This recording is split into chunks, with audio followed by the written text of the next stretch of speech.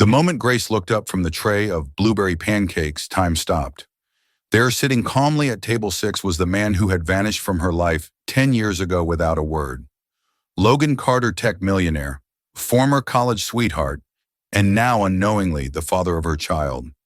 He didn't recognize her at first, but then their eyes met and everything shifted. She wasn't ready, not for this, not for him, and definitely not for what happened next. Because just as she tried to regain her composure, the diner door swung open and a 10-year-old boy burst inside shouting, "Mom!" Logan turned. His gaze landed on the boy, and in that moment the color drained from his face. Same eyes, same smile, same stubborn jawline. His voice caught in his throat as he whispered, "That boy." Grace didn't let him finish. She disappeared into the kitchen, heart pounding, trying to hide the truth she'd spent a decade burying. But Logan Carter had already seen enough, and he wasn't leaving this time. So here's the question. What would you do if the man who broke your heart returned and discovered the son he never knew he had? Stay with us because this story is only just beginning. The breakfast rush at Maple Street Diner in downtown Nashville was always chaotic, but Grace Taylor moved through the bustle with graceful urgency.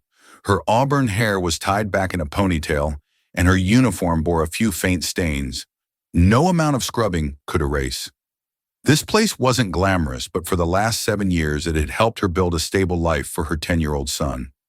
"Noah, order up," table 6 shouted, Marge the cook from behind the counter. Grace balanced a tray of blueberry pancakes and steaming coffee. As she weaved through the maze of tables, she glanced down at the order ticket confirming the number. But as she looked up, her breath caught mid-step. There at table 6 by the window, where golden morning light streamed through the blinds, sat a man. His profile was sharp, familiar, too familiar. That jawline now more defined, those piercing hazel eyes locked on his phone. The tousled dark hair, though shorter, still had that rebellious wave she used to adore Logan Carter. The name hit her like a gust of wind, slamming a door shut. 10 years ago, he had promised her the world. Then one day after flying to New York for his father's funeral, he vanished. No calls, no emails, no goodbye, just silence. Her hand trembled, hot coffee sloshing near the edge of the cup. She placed the plate down with robotic precision. "Blueberry pancakes, sir," she said, her voice brittle. Logan looked up casually, then froze Grace. She gave a tight nod, her throat refusing to work. "What do you say to the man who disappeared with your heart and unknowingly your future?" "I didn't know you were in Nashville," he stammered. "It's been 10 years, she replied, tone clipped. 9 years and 8 months to be exact. She turned to go. "Marge will bring your check." But just then the front door chimed. "Mom." A voice rang out. Grace's heart dropped. Noah burst into the diner, backpack bouncing, breathless and smiling. "Mrs. Henderson let us out early." The science lab flooded. Logan turned toward the sound and stopped breathing. His eyes locked onto the boy, hazel eyes, the same dimple, the same crease between the brows. Who was this child? Logan stood suddenly, his chair scraping against the floor. "Grace, that boy." "I have other tables," she cut in sharply, escaping to the kitchen like a bird fleeing a predator. Through the service window, she watched as Logan stared at Noah, who had settled at the counter with his comic book, completely unaware of the man staring at him like a ghost. What was Logan thinking? What was he planning to do? He reached into his pocket, snapped a photo of Noah, then left a wad of cash on the table and walked out. As he passed the kitchen, his eyes met Grace's. He didn't speak, but the look said it all. This wasn't over. Later, when the lunch crowd thinned, Grace tried to shake it off, but her hands wouldn't stop trembling.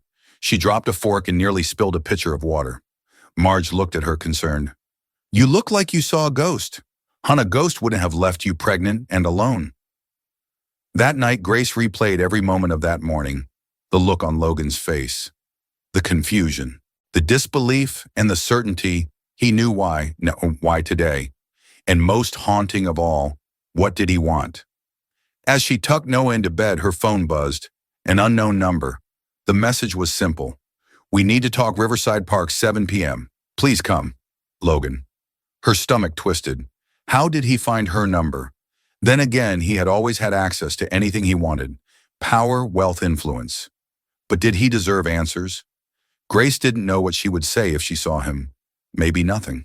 Maybe everything. Maybe just the truth she'd buried deep for a decade. Still, when the clock struck 6:45, she found herself walking to Riverside Park. The spot he'd chosen was the same place he told her he loved her all those years ago. Did he remember that he stood near the fountain, hands in his pockets, looking painfully like the college boy she once adored, only heavier now with regret and time? "You came," he said quietly.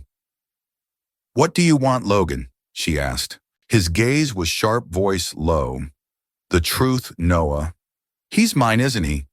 Grace didn't look away. "Yes, he's your son, but you forfeited your right to him when you walked away." Logan's expression darkened, not with denial, but with something deeper. Realization, and then he said something that made her knees go weak. "I didn't walk away, Grace. I never got your calls or your letters. My mother, she told me you had left, that you moved on. Could it be true? Was everything she believed for 10 years based on a lie? The truth cracked the surface, but the storm was only just beginning. We're sorry to interrupt the story here. Do you think Grace should give Logan a chance to explain, or shut him out completely? If you were in Grace's shoes, would you believe him, or think it's just another excuse? Let us know in the comments. And tell us, where in the world are you watching from? If you're feeling the emotion in this story so far, drop a heart and like the video. Grace stood frozen by the fountain, the echoes of Logan's words ringing in her ears. "I never got your calls or your letters." It was the kind of line that could be a lie or a truth too painful to accept. But the way his voice cracked, the way his eyes searched hers like a man grasping for something lost, made her doubt her certainty for the first time in 10 years. "How is that possible?" she whispered. Logan ran a hand through his hair, a gesture so familiar it made her stomach ache. "I don't know, but I'm going to find out." Before she could respond, her phone buzzed again, a text from Marge at the diner. "Your admirer is back. Table 6 asked for you." Grace's heart sank. He wasn't backing down. The next morning she found him there again, looking as if he hadn't slept. The same seat, the same quiet intensity. "This is harassment," she said under her breath, standing just far enough away to keep boundaries clear. "I'm not here to pressure you," Logan replied softly. I didn't sleep last night, thinking about what I missed." She didn't respond, but her silence didn't stop him. "I want to know him. Grace, I want to meet my son properly, not in passing. Not like yesterday, but did he deserve that chance?" Before she could answer, Noah peeked out from the break room. "Mom, I finished my math." Grace stiffened, back inside Noah. But the boy, curious as ever, didn't budge. He walked toward them, backpack in hand. "Is this one of your customers?" Grace froze. Logan smiled cautiously. "Yes," she said quickly. "Mr. Carter was just leaving." Logan extended his hand. "It's nice to meet you. Noah, your mom's been taking good care of me." Noah shook it politely. "You should try the blueberry pancakes. They're the best in Nashville. Mom says so." And with that, he turned and headed back inside, oblivious to the storm that stirred behind him. When Grace finally returned to the kitchen, Marge was waiting with a knowing look. "Still think he's here for the pancakes?" she asked. Grace didn't answer. She couldn't. Her hands trembled again. That evening, things escalated. As Grace walked Noah home from school, they passed the community center. A crowd had gathered. Curious, Noah tugged at her hand. "Mom, look." At the center of it all stood Logan, talking with Mr. Anderson, the science club coordinator. Beside them was a box filled with solar engineering kits, equipment the club had long dreamed of, but could never afford. Logan saw her and paused. "I was going to call," he said already, anticipating the accusation. "I saw the flyer." I remembered what he said about science club. "You're buying your way in," she snapped. "Is it buying?" he asked carefully, "or supporting something he loves?" Before she could answer, Noah dashed up to the table, eyes wide.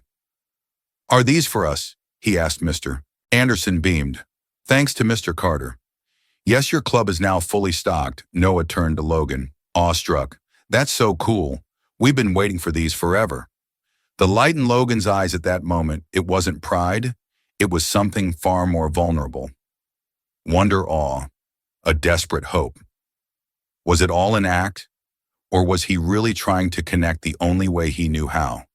That night, Grace vented to Marge, pacing behind the counter.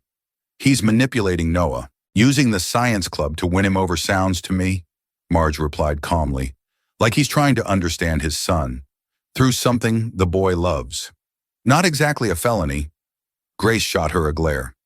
You're taking his side. I'm on your side, sugar. But I've watched you raise that boy all alone. You've done everything. Maybe it's okay to let someone help. Before Grace could answer, a well-dressed older man walked in, clearly out of place. He approached her directly. Miss Taylor, he asked, Walter Green, Mr. Carter's driver. He handed her an envelope and spoke in a hushed voice. If I may speak freely. I remember you. From 10 years ago, I used to drive Logan to meet you at Lake Haven. Grace's eyes widened when he returned from the funeral. Walter continued, he asked me to take him to your place. But his mother told him you had left town. She swallowed hard. She said that she did. I've worked for the family my whole life. But some lies weigh heavier than loyalty. When he left, Grace opened the envelope. Inside was a simple note. I've stepped back from the Science Club sponsorship. Mr. Anderson will handle it all. I want to respect your space. And attached a copy of the email confirming Logan's withdrawal. Was he really trying, or just retreating with strategy? That night, as she tucked Noah into bed, her son looked up at her and asked, Mom, do you believe in second chances? The question landed like thunder in her chest. We're sorry to interrupt the story here. If you were Grace, would you accept Logan's effort as sincere or view it as guilt disguised as generosity? And how much weight should a parent's absence carry if the reason they left wasn't entirely their fault? Tell us in the comments, where are you watching from? We'd love to know, and if this story is pulling at your heart, please like the video and drop a heart to show your support. The rain had started to fall softly when Grace opened the door to find Logan standing on the porch, soaked, clutching a folder and a stack of books. His eyes met hers, not with the cocky charm of a man used to getting what he wanted, but with quiet determination. Can I come in? He asked. It's not what you think. I'm not here to push. I'm here to prove I'm not going anywhere. Inside, while Noah disappeared into his room with the new books, Grace opened the folder. Legal documents. DNA confirmation. Guardianship petitions. You want to be his father, she said slowly. Officially, I am his father, Logan replied, voice low, but I want to earn the right to say it out loud. Grace's walls, fortified over a decade, wavered. Do you think a few papers and some science kits make up for 10 years? No, he said, I think they're a start. The next few weeks were unlike anything Grace could have imagined. Logan didn't demand space in their lives. He earned it. He attended Noah's science club without fanfare, helped him build a wind turbine from scrap parts, even quietly covered a past-due medical bill that Grace never mentioned. And then one evening, over meatloaf and laughter, it happened. Are you my dad? Noah asked, completely calm. His fork paused halfway to his mouth. Grace froze. What would you say? In that moment when everything hangs in a child's simple question. Logan met Noah's eyes, then turned to Grace. She nodded. Yes, Logan said gently. I didn't know until recently, but I know now, and I want to be in your life. If that's okay with you. Noah didn't answer right away. He looked down at his plate, then back up. I figured you look like me when I'm mad. Logan let out a breath he didn't realize he was holding, but peace was short-lived. 1 week later, reporters showed up outside their apartment. Someone had leaked Noah's identity, and in the worst way, tabloids ran with headlines about a waitress hiding a billionaire's son. Grace's phone wouldn't stop ringing.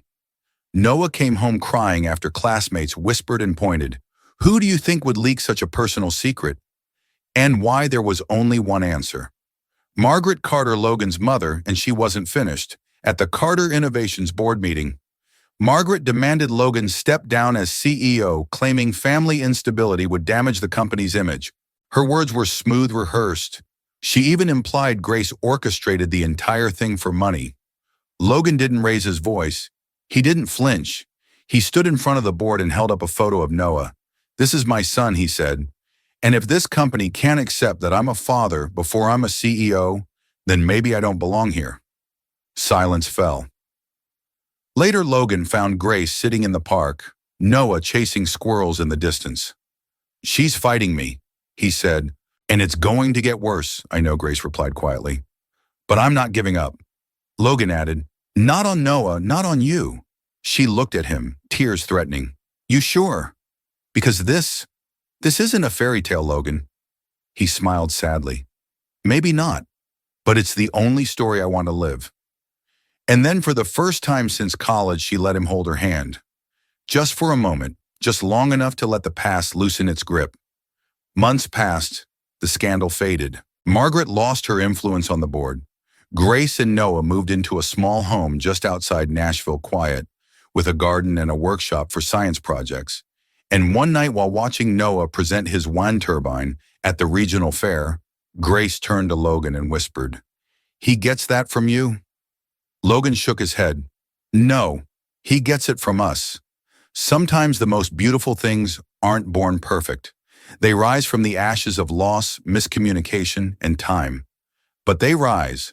We're truly sorry to interrupt the story here, but we had to end it for now. So let us ask you, if you were Logan, would you give up everything to reclaim the family you never knew you had? And if you were Grace, would you open your heart again after years of silence and betrayal? How do you feel about this story? Comment 3 if it moved you deeply, 2 if you thought it was just okay, and 1 if it didn't connect with you. Where in the world are you watching from?